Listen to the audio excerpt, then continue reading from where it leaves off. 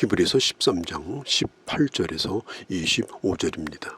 그동안의 히브리서를 통하여 주신 하나님의 은혜를 잊을 수가 없습니다. 예수님을 깊이 생각하고 따르고자 하는 마음으로 이제 마무리를 하고자 합니다. 18절에 보면 우리를 위하여 기도하라. 히브리서의 발신자는 이 편지를 받고 있는 수신자들에게 진실을 다하여 간절히 기도를 부탁합니다. 지도자와 성도들이 서로를 위하여 기도 부탁하는 것은 당연한 일입니다. 대부분 자신의 신상 문제, 육신적인 문제에 대하여 기도 부탁을 받을 때가 많습니다. 오늘 히브리서 기자는 의례적인 인사말이 아니라 절실한 요청을 하고 있습니다. 오늘 그는 이렇게 말합니다. 영적 리더들이 바르게 행하고 선한 양심을 가진 사람이다. 그들은 신실한 하나님의 사람들이다. 그들을 위해서 기도해달라. 그렇게 부탁을 하고 있습니다. 기도 제목은 거창한 것은 아닙니다. 모든 선한 일을 더 바르게 신앙 양심을 따라 진실하게 성도들을 돌볼 수 있도록 영적 지도자들이 바른 길을 가도록 기도해달라고 합니다. 자신의 영광을 위해서가 아니라 오직 하나님의 영광을 위해서 일할 수 있도록 부탁합니다. 수신자들은 이미 지도자들을 위해서 기도하고 있는 사람들입니다. 히브리서 기자는 그것을 이미 잘 알고 있습니다. 그러함에도 불구하고 또 한 번 부탁하는 것은 말씀을 가르치는 인도자를 위해서 가르침을 받는 자가 기도하는 것만큼 중요한 것이 없기 때문입니다. 기도하는 것, 이게 얼마나 중요한가요? 하나님의 말씀을 들음으로 믿음이 생긴다고 그러죠. 그러나 그 믿음이 자라나는 것은 기도가 필요합니다. 기도할 때에 그 믿음이 다이나믹이 생깁니다. 기도할 때 그 믿음에 불이 붙습니다. 한 어린아이를 데리고 갔던 아버지, 그 아이의 병을 고치기 위해서 최선을 다했으나 고치지 못했던 제자들에게 예수님께서 산에서 내려오셔서 하신 말씀이 뭐냐? 기도 외에는 이런 일이 일어나지 않는다라고 말씀하시며 그 아이의 병을 고쳐 주셨습니다.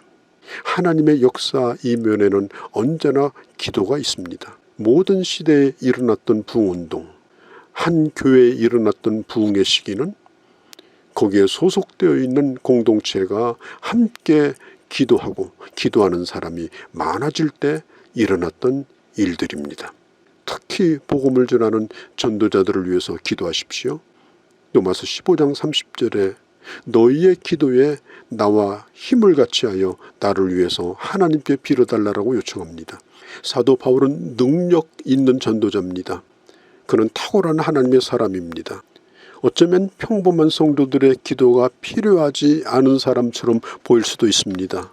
그러나 그는 누군가의 중보 기도가 필요한 사람이었습니다. 이단과 교회를 흔들려고 하는 자들의 공격 대상이 뭔지 아십니까? 목회자를 흔듭니다. 목회자를 공격합니다. 목회자를 흔들면 교회는 힘을 잃어버립니다. 에베소서 6장 18절 19절에 모든 기도와 간구로 하되 무시로 성령 안에서 기도하라. 이를 위하여 깨어 구하기를 항상 힘쓰며 여러 성도를 위하여 구하고 나를 위하여 구할 것은 내게 말씀을 주사 나로 입을 열어 복음의 진리를 담대히 말하게 해달라고 바울은 기도 부탁을 하고 있습니다. 영적 전쟁에서 가장 무서운 무기가 바로 기도입니다. 쉼없이 깨어 기도하는 사람이 강한 사람입니다.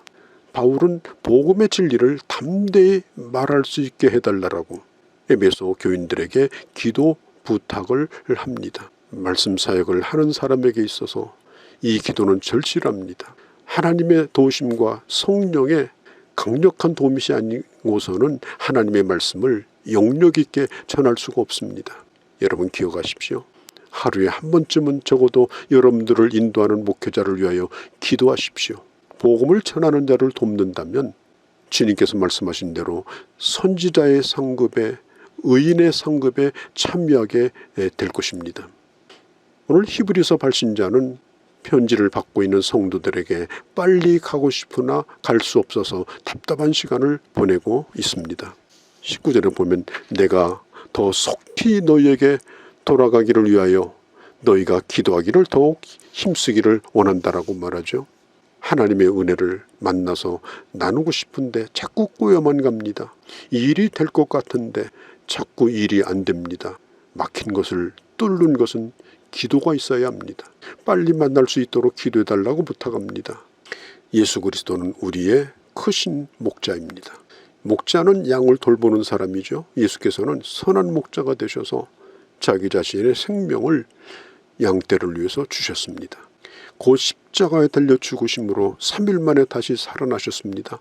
예수님의 죽으심은 우리의 죄를 대신 짊어지시고 형벌을 대신 받으신 겁니다.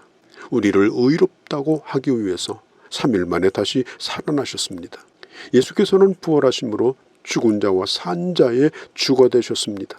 우리가 살아있을 때도 예수님은 우리의 주님이십니다. 우리가 죽은 후에도 예수 그리스도는 여전히 우리의 주님이십니다. 요한계시록 7장에 보면 각 나라와 족속과 백성과 방언에서 아무도 등이 셀 수 없는 큰 무리가 나왔다고 합니다. 그들은 흰옷을 입고 손에 종려가지를 들고 보좌 앞과 어린 양 앞에 서서 큰 소리로 외치되 구원하심이 보좌에 앉으신 우리 하나님과 어린 양에게 있다라고 노래합니다. 보좌에 앉아 계신 어린 양 되신 예수 그리스도께서 목자가 되셔서 생명수 샘으로 인도하여 주십니다. 그것이 앞으로 우리가 누릴 천국의 모습입니다. 예수 그리스도는 이 땅에서도 선한 목자이며 하나님의 나라로 우리를 인도하시는 분도 선한 목자이며 그리고 더 천국에서도 끝까지 우리와 함께 하시는 목자이십니다. 21절에 보면은 선한 일에 너희를 온전하게 하사 선한 일을 온전히 이룰 수 있도록 그 일이 잘 될 수 있도록 교회가 하나 되어서 기쁨으로 그 일을 할 수 있도록 기도해야 합니다. 우리 안에 하나님께서 거룩한 소원을 주시고 그 일을 하도록 교회와 목회자를 위해서 기도해 주시기를 바랍니다. 22절에 권면이라는 말이 나옵니다. 형제들아 내가 너희에게 권하노니 권면의 말을 용납하라. 내가 간단히 너희에게 썼느니라. 하나님의 말씀을 한 말씀도 빠뜨려서는 안 되는 귀중한 말씀이라는 것입니다. 길든지 짧든지 1.1획도 뺄 수가 없습니다. 더하거나 감할 수 없습니다. 내게 주시는 하나님의 말씀으로 분명하게 받아들여야 합니다. 내게 주시는 말씀으로 붙들어야 그 말씀이 내게 능력이 되어집니다. 23절에 보면 형제 디모데가 방금 감옥에서 풀려나왔음을 알리죠. 디모데가 오면 그와 함께 성도들을 만나러 가겠다라고 말합니다. 여기서 디모데를 언급하고 있는 것을 보면 어떤 신학자의 주장처럼 히브리서의 발신자가 혹시 바울일지 모른다는 생각을 가진 사람도 있습니다. 그러나 바울이라고 단정할 수는 없습니다.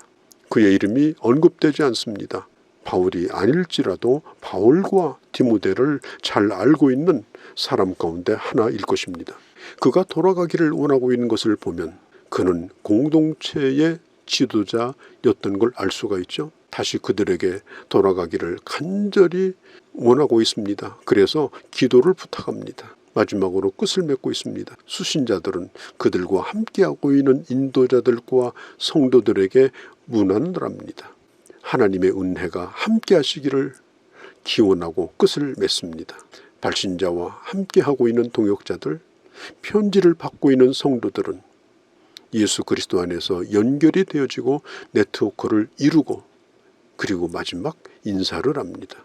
성도의 교제란 바로 이런 것입니다. 너와 내가 따로 있는 것이 아니라 떨어져 있을지라도 영적인 네트워크를 형성하고 서로를 위하여 기도하며 함께 하나님의 뜻을 이루는 일을 해 나가는 것입니다. 할 말을 많지만 꼭 찾아서 다시 한번 강조하는 말씀이 뭘까요? 그것은 곧 예수 그리스도는 우리의 대제사장이며 구원의 근본이시며 결코 나를 떠나지 아니하시는 그런 주님이라는 사실, 그걸 우리는 다시 한번 생각을 하고 어제나 오늘이나 영원토록 변함이 없는 예수 그리스도처럼 우리도 예수 그리스도를 변함없이 사랑하는 귀한 주의 자녀들이 되어주시기를 바랍니다. 하나님 아버지, 목회자에게도 기도가 필요하고 성도에게도 기도가 필요합니다.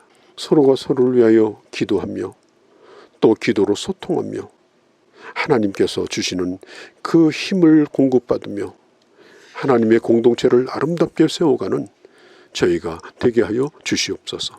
양들의 위대한 목자가 되신 주님, 목자를 돌보는 우리 주님께서 그 양을 위해서 생명을 주셨나이다. 우리들도 예수 그리스도와 함께 저 성문 밖으로 나가 이 세상의 길을 잃어버리고 소외된 자들, 영적으로 방황하는 자들을 주님 앞으로 인도하는 귀한 역사를 감당하게 하여 주시옵소서. 예수 그리스도의 탁월함을 우리 마음속에 늘 새기고 깊이 묵상하고 믿음의 전당에 불려온 그들과 같이 우리도 참으로 명예스럽고 아름다운 믿음의 길을 걸어가게 하여 주옵소서. 우리 주 예수님의 이름으로 기도하옵나이다. 아멘.